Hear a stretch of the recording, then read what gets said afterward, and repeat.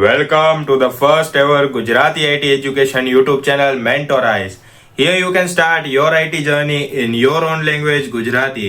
So hello મિત્રો, આ છે એપિસોડ નંબર 8 અને જો એપિસોડ નંબર 7 ના જોયો હોય તો જોઈ લેજો. જેમાં આપણે જોયું કમ્પ્યુટર લેંગ્વેજનો ઓવરવ્યૂ કે કમ્પ્યુટર લેંગ્વેજ શું હોય છે, તેના કેટલા ટાઈપ હોય છે, એ ટાઈપમાં પણ કઈ રીતે એવોલ્યુશન આવ્યું, કઈ રીતે કમ્પ્યુટરની લેંગ્વેજ અપગ્રેડ થઈ હતી, એ બધું આપણે શીખવ્યું છે. તો જો એપિસોડ ના જોયો તો જોઈ લેજો, જેની લિંક મેં ડિસ્ક્રિપ્શનમાં આપી છે. અને આ છે એપિસોડ નંબર 8 અને જો એપિસોડ નંબર 7 ના જોયો તો તમને આમાં સમજ નહીં પડે. એપિસોડ નંબર 7 જોઈ લેજો. હવે એપિસોડ નંબર 8માં આપણે જોવાના છીએ ટ્રાન્સલેટર, કે ટ્રાન્સલેટર શું હોય છે, તે કઈ રીતે વર્ક કરે છે, એના કેવા કેવા ટાઈપ હોય છે, ટાઈપનો ડિફરન્સ શું હોય છે, તો એ બધું હું તમને અત્યારે સમજાવવાનો છું. તો વિડીયો સ્ટાર્ટ કરતા પહેલા વિડીયોને લાઈક કરો, ચેનલને સબસ્ક્રાઇબ કરો અને આ વિડીયો તમારા બધા મિત્રો સુધી શેર કરો, જેથી તેમને પણ આ વિડીયો હેલ્પફુલ બની રહે. તો ચાલો વિડીયો સ્ટાર્ટ કરીએ. તો હવે આપણે જોવાના છીએ ટ્રાન્સલેટર શું હોય છે, કઈ રીતે વર્ક કરે છે અને કેટલા ટાઈપ હોય છે. સો ટ્રાન્સલેટર એટલે કે what is the translator? Translator A software છે. કમ્પ્યુટરની અંદર એક એવું સોફ્ટવેર હોય કે જે કમ્પ્યુટરને રન કરવામાં હેલ્પ કરે. હવે જેમ તમારી અંદર હૃદય હોય તો કમ્પ્યુટર પણ જે ટ્રાન્સલેટર છે એનું સોફ્ટવેર એનું હૃદય કહેવાય. એના વગર તો આપણે કંઈ સમજવાનું નથી ને આપણી વગર એ કંઈ નહીં સમજે.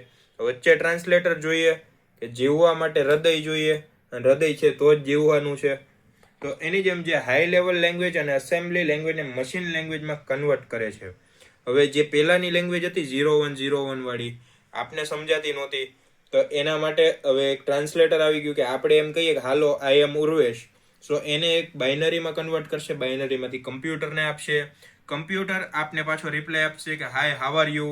સો એને બાઇનરીમાં કન્વર્ટ કર્યું હતું, એને હવે હ્યુમન લેંગ્વેજમાં કન્વર્ટ કરે, આપણે બતાવશે કે એને કીધું છે હાય હાવ આર યુ. સો આપને મેસેજ મળી ગયો. તો એ વચ્ચેનું જે ટ્રાન્સલેટરનું કામ કર્યું ને એને કહેવાય ટ્રાન્સલેટર. ટ્રાન્સલેશનનું કામ કરે એ ટ્રાન્સલેટર. હવે ટ્રાન્સલેટરની કેટલાય ટાઈપ હોય છે તો એ પણ આપણે હવે જોવાના છીએ આગળ.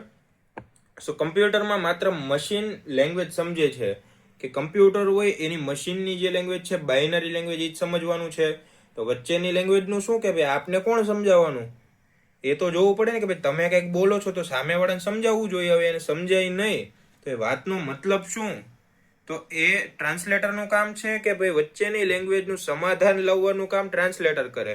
કે ભાઈ તે આને ગાયરું દીધી, ભાઈ આપણે બાંધવાનું નથી કરો તો તું શું કર? હું એને એમ કહ્યું તારા વિશે બહુ સારું બોલ્યો. તો એની જગ્યાએ ટ્રાન્સલેટર શું કરે? કમ્પ્યુટરનો મેસેજ પોતાનામાં ટ્રાન્સલેટ કરે, પછી સામેવાળા વ્યક્તિને આપે, સામેવાળા વ્યક્તિનો મેસેજ પોતે ટ્રાન્સલેટ કરીને કમ્પ્યુટરને આપે. તો ટ્રાન્સલેટર એમ કામ કરે. હવે તમે કેમ ગૂગલમાં ટ્રાન્સલેશન વાપરો કે અંગ્રેજીનું ગુજરાતી કરો, ગુજરાતીનું મરાઠી કરો, મરાઠીનું બેંગોલી કરો, બેંગોલીનું પાછું અંગ્રેજી કરો, એ ટ્રાન્સલેટર કહેવાય. તો એમાં આમાં પણ એક ટ્રાન્સલેટર આવે છે જે કમ્પ્યુટરનો સોફ્ટવેર છે. સો ત્યારબાદ છે પ્રોગ્રામર. હ્યુમન રીડેબલ લેંગ્વેજ લખે છે, કે પ્રોગ્રામર જે લખે છે એ હ્યુમન વાંચી શકે, આપણે વાંચી શકીએ એવું લખે. કે ઇફની કન્ડિશન લખો, ત્યારબાદ સ્ટેટમેન્ટ લખો, પછી એલ્સ, એની કન્ડિશન, તો એ બધી વસ્તુ હ્યુમન રીડેબલ કહેવાય. પણ કમ્પ્યુટર ન વાંચીએ કે તેનો ફાયદો શું? તો ટ્રાન્સલેટર એ વસ્તુને કમ્પ્યુટરની લેંગ્વેજમાં ટ્રાન્સફર કરે છે. ત્યારબાદ ટ્રાન્સલેટર બંને વચ્ચે બ્રિજ બને, જેમ મેં કીધું કે વચ્ચેનું કામ ટ્રાન્સલેટરનું છે. સો નીચે છે ટ્રાન્સલેટર એટલે કે પેરેન્ટ ટીમ છે અને તેના ઘણા પ્રકાર છે. ટ્રાન્સલેટરના કેટલા પ્રકાર છે એ જુઓ તમે. હવે નીચે છે અસેમ્બલર, કમ્પાઇલર એન્ડ ઇન્ટરપ્રિટર. સો આ ત્રણ ટ્રાન્સલેટર છે. નામ અલગ અલગ છે, કામ એક જ છે. તો એ અલગ અલગ સમજવાની જરૂર નથી, વર્ક એક જ છે. કે ગમે સિન્ટેક્સ ફરે ખાલી, પણ વર્ક એક જ રહેવાનું છે એનું, એમાં કાંઈ ફેર નહીં પડે. તો હવે ઇમેજમાં જુઓ તમે કે આ સોર્સની ટેક્સ્ટ ફાઇલ છે કે જે આપણે કોડ લખ્યો છે. આ વચ્ચે ટ્રાન્સલેટર છે. હવે ગમે નામ આપી દો અત્યારે, એસેમ્બલર આપો, કમ્પાઇલર આપો કે ઇન્ટરપ્રેટર, કાંઈ ફેર નહીં પડે. સો આના ઉપર ધ્યાન ન આપો બહુ વચ્ચે. પણ આ આપણો લખેલો કોડ છે એ ટ્રાન્સલેટર પાસે ગયો, મેં કીધું એમ બાઇનરી લેંગ્વેજમાં કન્વર્ટ કરશે. તો અહીંયા લખ્યું 0101 110011. સો આ કોડ હતો એને નંબરમાં ફેરવી દીધો એને.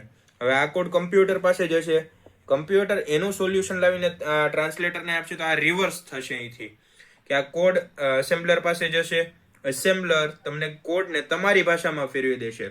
સો કોડ જ્યારે ફેરવાઈ જાય તો તમારી ભાષામાં તમને દેખાઈ ગયો. સો શું કોડમાં મિસ્ટેક છે, એરર છે, કાં તો શું આઉટપુટ આવ્યું એ તમને દેખાશે. તો એના માટે જવાબદાર ટ્રાન્સલેટર છે. સો હવે આપણે કમ્પેરિઝન જોઈએ કે ત્રણેય ટ્રાન્સલેટરનું કમ્પેરિઝન શું છે, કે ત્રણેય શું કામ ડિફરન્ટ પડે છે એકબીજાથી. છે તો ત્રણેય ટ્રાન્સલેટર, પણ નામ શું કામ અલગ આપ્યા, કે કારણ કે કામ એક જ છે તો એને શું કામ જુદા પાડ્યા, એ જોવાનું છે હવે આપણે. સો જોઈએ તો ફીચર્સ આપેલા છે અને ત્રણેય નામ આપેલા છે ટ્રાન્સલેટરના. તો ફીચરથી સ્ટાર્ટ કરીએ કે ઇનપુટ લેંગ્વેજ, કઈ લેંગ્વેજમાં આપણે વસ્તુ ઇનપુટ કરતા હતા. સો એસેમ્બલર છે તો એસેમ્બલી લેંગ્વેજમાં ટ્રાન્સફર કરતા આપણા, કે જે વચ્ચેની લેંગ્વેજ હતી એસેમ્બલી લેંગ્વેજ, સિમ્બોલ વાળી લેંગ્વેજ, એમાં આપણે ટ્રાન્સફર કરતા હતા. તો એ સંદેશો આપણે કમ્પ્યુટરને આપો કે ભાઈ અમે સિમ્બોલ લખ્યો અહીંયા એડ, સબ, મૂવ, એવા લખ્યા આપણે સિન્ટેક્સ કે ગમે હોય તો કમ્પ્યુટર સમજ્યું. પણ કમ્પાઇલર છે અને ઇન્ટરપ્રેટર છે, તો આમાં શું છે કે તમે જે પ્રોગ્રામ લખો છો એ અંગ્રેજીમાં લખો છો એમ જ લખવાનો, એને કાંઈ ચેન્જ નથી કરવાના.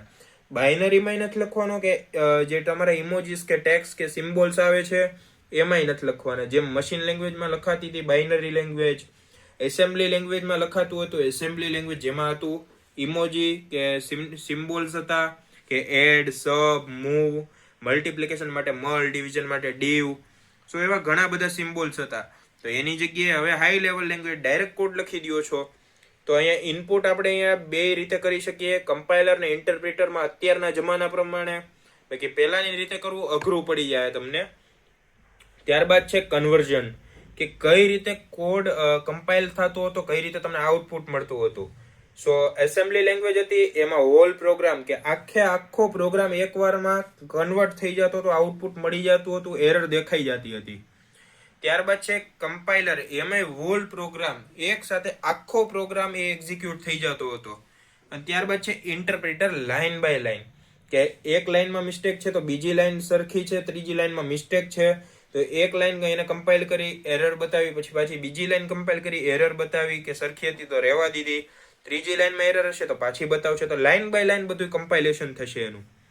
ત્યારબાદ છે સ્પીડ, કે કેટલું ઝડપથી કરતું હતું. એસેમ્બલર છે તો એસેમ્બલર શું હતું, કે હાર્ડવેર સાથે કનેક્ટ હતું આખું, એ લેંગ્વેજ જ હાર્ડવેર સાથે કનેક્ટ હતી તો ફાસ્ટ જ રહેવાની છે, એ તો સ્લો નહીં થાય. તો હવે તમે ગુજરાતી બોલતા હોય ને તમને કોઈ ગુજરાતીમાં સવાલ પૂછે તો તમે કેવા ફટાફટ જવાબ આપવાના એને. તો એની જેમ એસેમ્બલર છે એ હાર્ડવેર સાથે કનેક્ટ હતી તો એને તો કાંઈ ભૂલ નહીં પડે. ત્યારબાદ છે compiler and interpreter. So compiler very fast હતું, બહુ ફાસ્ટ, કેમ કે આપણી લેંગ્વેજમાં લખ્યો આપને સમજ પડે, કમ્પ્યુટર એ સમજી જાય ડાયરેક્ટ ઇન્સ્ટ્રક્શન છે એટલે. સો એ ફાસ્ટ હતું, બહુ ફાસ્ટ હતું. ત્યારબાદ છે ઇન્ટરપ્રિટર. હવે એ સ્લો શું કામ છે એ તમને કહું. સ્પીડ એની સ્લો એટલે કીધી છે કે line by line code check થાય છે.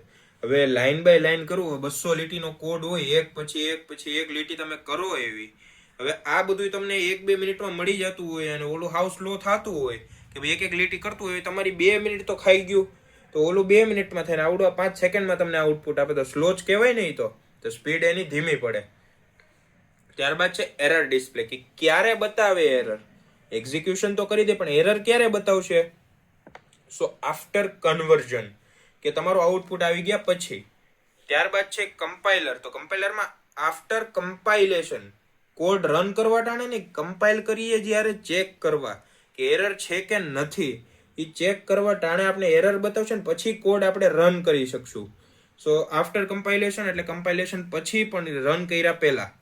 અને ઇન્ટરપ્રિટર છે ઇમિડિયેટ, કે તમે અત્યારે કોડ રન કર્યો અને તરત ને તરત તમને બતાવી દીધો કે શું એરર છે, કાંઈ અહીંયા મિસ્ટેક નહીં કરે.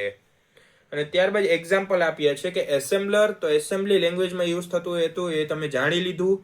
સિમ્બોલ વાળી લેંગ્વેજ હતી એડ, સમ, સબ, મલ્ટિપ્લિકેશન માટે મલ, ડીવ, મોડ, ઘણું બધું હતું એમાં. ત્યારબાદ છે કમ્પાઇલર. કમ્પાઇલર છે સી લેંગ્વેજ, જેને શીખી છે ટર્બો C++ માં, કે કોલેજમાં ઘણાને શીખવ્યું હશે, ટર્બોમાં જ શીખવાડે છે અત્યારે મોટા ભાગની કોલેજ. કારણ કે ખબર છે કે VS કોડમાં જો હું શીખવાડવા જઈશ અત્યારે સી લેંગ્વેજ તો છોકરાઓ રમતા રમતા કોડ કરી નાખશે. અને હવે જો રમતા રમતા કોડ કરે તો ઓલા શીખવાડવામાં કેટલું મોંઘું પડી જાય સર લોકોને. તો એ લોકો તમને VS કોડમાં કોઈ દી નહીં કરવા દે, કરાવશે ટર્બો C++માં. સો C++ એ બધું કમ્પાઇલરમાં હાલે. અને ત્યારબાદ ઇન્ટરપ્રિટર, મેં જેમ તમને કીધું કે લાઇન બાય લાઇન કોડ જોવા છે. એટલે પાયથન છે, તમે જેને યુઝ કરતા આવડતું હોય છે એને ખબર હોય, ન કરતા આવડતું હોય તો એ શીખી જાજો, બહુ કામની વસ્તુ છે. સો પાયથનમાં line by line code execution થશે, કે ક્યાંય એરર હશે તો એ તમને ડાયરેક્ટ નીચે કન્સોલ આવતું હશે તેમાં બતાવશે ટર્મિનલમાં કે અહીંયા તમારે એરર છે. ત્યારબાદ તમારું જો આઉટપુટ આવતું હશે તો ડાયરેક્ટ આઉટપુટ બતાવી દેશે.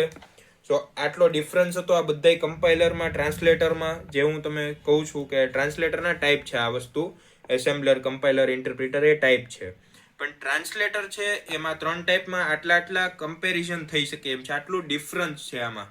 તો એ તમે સમજી ગયા કે કઈ રીતે ટ્રાન્સલેટર વર્ક કરે છે, કે એમાં શું પ્રોબ્લેમ આવી શકે છે. સો આઈ હોપ કે વિડીયો તમને પસંદ આવ્યો હશે, ને જો વિડીયો પસંદ આવ્યો હોય તો વિડીયોને લાઈક કરો, ચેનલને સબસ્ક્રાઇબ કરો આવા કન્ટેન્ટ માટે, અને આ વિડીયોને તમારા બધા મિત્રો સુધી શેર કરો જેથી તેમને પણ આ વિડીયો હેલ્પફુલ બની રહે. તો મળીએ નેક્સ્ટ વિડીયોમાં.